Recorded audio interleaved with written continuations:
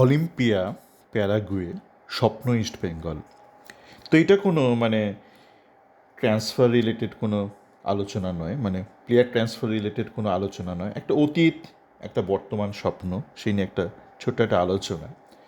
তো আমি বেশ কয়েকদিন ধরে দেখছিলাম যে ইস্টবেঙ্গলের যে এএফসি ম্যাচ রয়েছে অগাস্টের 12 তারিখে, সেই ম্যাচকে কেন্দ্র করে বিভিন্ন লোকের বিভিন্ন মতামত, ইস্টবেঙ্গল সমর্থকদের কথাই বলছি। তার মধ্যে একটা মতামত হচ্ছে যে এই ম্যাচটা হেরে গেলে ভালো হয়, তাহলে আমরা চ্যালেঞ্জার্স কাপে কিছু একটা করলেও করতে পারি। তো সেইটা নিয়ে খুব বেশি আলোচনা করার ইচ্ছে ছিল না। এই ধরনের নেতিবাচক স্বপ্ন, এইভাবেও যে স্বপ্ন দেখা যায়, ভাবতে অবাক লাগে। এত ভয়ে ভয়ে, এটা দুঃস্বপ্ন। আপনি ভয়ে ভয়ে স্বপ্ন দেখেন, এটা তো দুঃস্বপ্ন, নাইটমেয়ার ইংলিশে যেটা বলে। তো যাক, এটা নিয়ে কথা বলার কোনো ইচ্ছেই ছিল না। তো গতকাল একটা অদ্ভুত ঘটনা ঘটে গেল। প্যারাগুয়ে জিতে গেল জার্মানির বিরুদ্ধে। জার্মানির যে এরকম একটা অবস্থা হবে সেটা অনুমান করছিলাম, কারণ আমি ব্যক্তিগতভাবে জার্মানিতে ছিলাম কর্মসূত্রে কিছু দিন বা কিছু মাস ছিলাম। তো একটা সামগ্রিক একটা ধারণা হয়েছে সেই সমাজটা সম্পর্কে। একটু সমস্যা চলবে তাদের আপাতত, এটা কিন্তু একটা সামগ্রিক একটা সামাজিক সমস্যা ওদের। সেটা ফুটবলকেও এফেক্ট করেছে। যে প্যারাগুয়েতে আসি, মনে পড়লো টুর্নামেন্টটা ভুলে গেছিলাম, একটু গুগল করে দেখতে হলো, সার্চ করে দেখতে হলো। প্যারাগুয়ে থেকে একটা শক্তিশালী টিম এসছিল কলকাতায় খেলতে। হ্যাঁ, কলকাতায় খেলতে অলিম্পিয়া টায়ার 1 একটা ক্লাব এসছিল। তো তখন আমার স্কুলে পড়ি। তো খেলা দেখতে গিয়েছিলাম। টুর্নামেন্টটা পুরোটাই দেখেছিলাম, সল্ট লেকেই হয়েছিল। বেশ কিছু স্ট্রং টিম এসেছিলো, তার মধ্যে লিংবি এসেছিল। লিংবি আপনার ডেনমার্কে টায়ার 1 ক্লাব, সেই ক্লাবে এমএকে এজুগো খেলতে গেছিলো। ইস্টবেঙ্গল থেকে খেলার পর এমএকে গিয়েছিল লিংবিতে। সে লিংবি এসেছিল। কিন্তু অলিম্পিয়া খুব মন জয় করেছিল।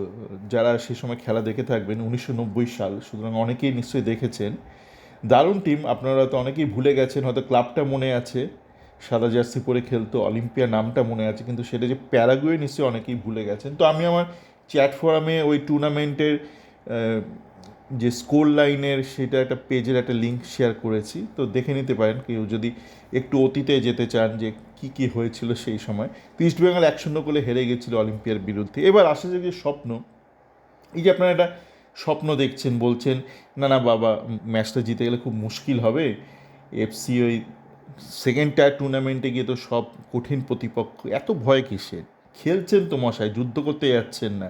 আর একটা জিনিস মনে রাখবেন, যে ইতিহাস কিন্তু ওই টুর্নামেন্ট খুব একটা মনে রাখে না, বিশেষ বিশেষ ম্যাচ মনে রাখে। যেমন 5 ক্লাবের ম্যাচ, এখনও যারা সেই ম্যাচ দেখেছিলেন সেই ক্লাবের কথা উল্লেখ করেন, 5 ক্লাবের সাথে জয়, বা ওই 5-0 গোলের মোহনবাগানকে হারানো সেই বিশেষ মুহূর্তটা। যে আশিয়ান কাপে আপনার কটা ম্যাচ মনে রেখেছেন? আশিয়ান কাপটা অতটা মনে নেই, লোকে যতটা মনে রাখে সেই ইউ চাইম্যান না কি একটা ডায়লগ দিয়েছিল ষষ্ঠী দুলে, সেই বেক্টারো সাসেনা অনেক এগিয়ে ইস্টবেঙ্গলের থেকে সেই সময় ছিল। সেই ম্যাচটা ইস্টবেঙ্গল জিতেছিল, কিন্তু এই ম্যাচগুলো স্মৃতি হয়ে থাকবে। টুর্নামেন্ট এই আশিয়ান কাপ, চ্যালেঞ্জার্স কাপ, এগুলো কিছুই নয়। তো আমরা যদি একটু স্বপ্নের মতন স্বপ্নটা দেখি, যদি একটু নিজেদের ঠিকঠাক করে প্রস্তুত করি, তাহলে অগাস্ট 12 ম্যাচটা যদি জিতি, সেটাও কিন্তু একটা বড় একটা ল্যান্ডমার্ক হয়ে থাকবে, কারণ সেটা একটা কুয়েতের ক্লাব। আপনারা মনে রাখবেন, বা মনে আছে কিনা জানি না, কুয়েতের একটা ক্লাব কিন্তু খুব নাজেহাল নাস্তানুবুদ করেছিল ইস্টবেঙ্গলকে একসময় এএফসি একটা টুর্নামেন্টে, তখন মর্গান ছিল কোচ। তো আপনারা যদি কুয়েতের ক্লাবটার বিরুদ্ধেও জিততে পারেন, সেটাও কিন্তু আপনার স্মৃতির মণিকোটে থেকেই যাবে যে একটা কুয়েতের ক্লাবকে আমরা হারিয়েছিলাম। হ্যাঁ, আর এই বাকি যদি হারাতে পারেন, তারপর বাকি টুর্নামেন্টে জিততে হবে না, যেটা সম্ভবও নয়। কেউ বলছেন আপনি জিতবেন, কিন্তু আপনি যদি একটা দুটো ভালো ফলাফল করেন না, একটাও যদি করেন, সেটা কিন্তু একটা ভবিষ্যতের একটা স্বপ্ন দেখার, আরও নতুন স্বপ্ন দেখার একটা পাথেয় হয়ে থাকবে। যেমন ওই আমরা মনে রাখি সেই 83 নেহরু কাপে সেই অসাধারণ সেই লড়াই ভারতীয় টিমের, মিলোভানের কোচিংয়ে আর্জেন্টিনার বিরুদ্ধে।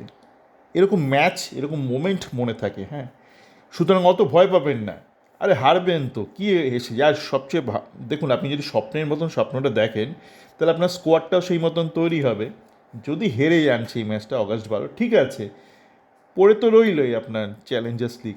আর যদি হেরেও যান, তাহলে মনে রাখবেন, আপনি যদি সেই মতন প্রস্তুতি নেন যে আমি ওই ম্যাচটা জিতবো, আপনার স্কোয়াডটা সেই মতন তৈরি হবে, আপনি কিন্তু দেশের বাকি টুর্নামেন্টগুলো মানে আইএসএল কে নিয়ে, মানে আইএসএল সহ আপনি কিন্তু ভালো ফলাফল করবেন। সুতরাং এত ভয় পাবেন না, মানে এইভাবে না কেউ স্বপ্ন দেখেন, এত ভয় ভয়, আমি আমার পরিচিত অনেকে দেখেছি ভয় ভয়, তারা ব্যক্তিগত মানুষ হিসেবে সেই রকম। আম, সুতরাং আপনি যদি মানুষ হিসেবে অত ভয় পান, প্রত্যেকটা পদক্ষেপে ভয় পান, আপনি আপনার ব্যক্তিগত জীবনে যেমন এগোবেন না, আপনার ক্লাব ইস্টবেঙ্গল যদি ওইভাবে যদি আপনার মতন চিন্তাভাবনা করে, তারাও খুব একটা এগোবে না। ঠিক আছে? যদি স্বপ্ন দেখতেই হয় তো স্বপ্নের মতন দেখুন, আর দুঃস্বপ্নের মতন স্বপ্নটা দেখবেন না। আর প্যারাগুয়ে দেখি কতদূর যায়। আমার প্যারাগুয়েকে দেখলে আমার সেই অলিম্পিয়াকে মনে পড়ে যায়। সকলে ভালো থাকবেন।